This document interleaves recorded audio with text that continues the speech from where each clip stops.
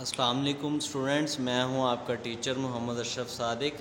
तो 10th class आज बेटा हम अपना केमिस्ट्री का पहला चैप्टर स्टार्ट करेंगे, reversible reactions and dynamic equilibrium state. तो स्टूडेंट्स, चैप्टर स्टार्ट करने से पहले जो बेसिक कुछ चीज़ें हैं हम उन्हें डिस्कस कर लें। सबसे पहले आपको पता होना चाहिए कि केमिकल रिएक्शन क्या होता है। तो आप बेटा जानते हैं, when two or more elements combine up chemically they form a new compound। तो this is represented by a chemical equation और इसे हम chemical reaction कहते हैं। तो आज हम स्टार्ट करेंगे रिवर्सिबल रिएक्शन और इरिवर्सिबल रिएक्शन।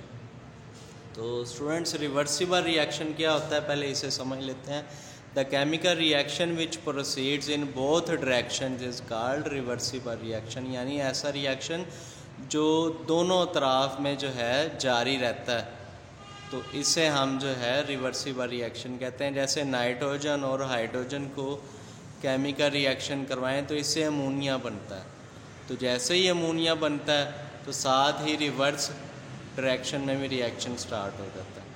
तो अब इसकी प्रॉपर्टीज़ देख लेते हैं स्टूडेंट्स। इट नेवर कंप्लीट्स, ये चूँकि मुसलसल जारी रहता है रिएक्शन, ये रुकता नहीं है कभी, इस वजह से ये हमेशा इनकम्प्लीट ही रहता है, कभी मुकम्मल नहीं होता। दूसरा, इसे हम इनकम्प्लीट रिएक्शन कहते हैं। इसके अलावा ये राइट टू लेफ़्ट प्रोसीड करता है, यानी नाइट्रोजन और हाइड्रोजन ने जब रिएक्शन करके अमोनिया बना दिया, तो अब रिवर्स रिएक्शन क्या है, यानी यही जो प्रोडक्ट बनी है इसी ने ब्रेक डाउन होना शुरू हो जाना और दोबारा नाइट्रोजन और हाइड्रोजन बना देना। उसके बाद अब ये दो हिस्सों पर मुश्तमिल है, यानी ये दो तरह के इसमें रिएक्शन है, एक फॉरवर्ड रिएक्शन और एक रिवर्स रिएक्शन। ठीक है जी।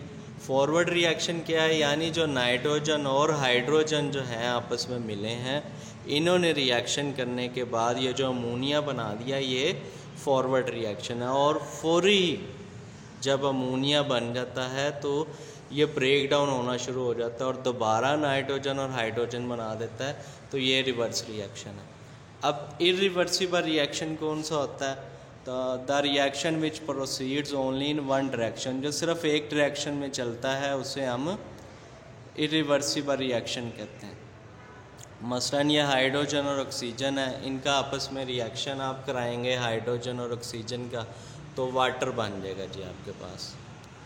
तो इसी तरह ये अब कंप्लीट हो जाता है और रिएक्टेंट्स को प्रोडक्ट में बदल देता है। रिएक्टेंट क्या है, यानी जो रिएक्ट कर रहे हैं केमिकल रिएक्शन के अंदर, वो एलिमेंट्स जो रिएक्शन कर रहे होते हैं उन्हें रिएक्टेंट्स बोलते हैं, और जो चीज़ नहीं बन जाती है उसे प्रोडक्ट बोलते हैं। तो ये कंप्लीट हो जाता है और रिएक्टेंट को प्रोडक्ट में मुकम्मल तौर पर बदल देता है। इसे हम कंप्लीट रिएक्शन भी कहते हैं।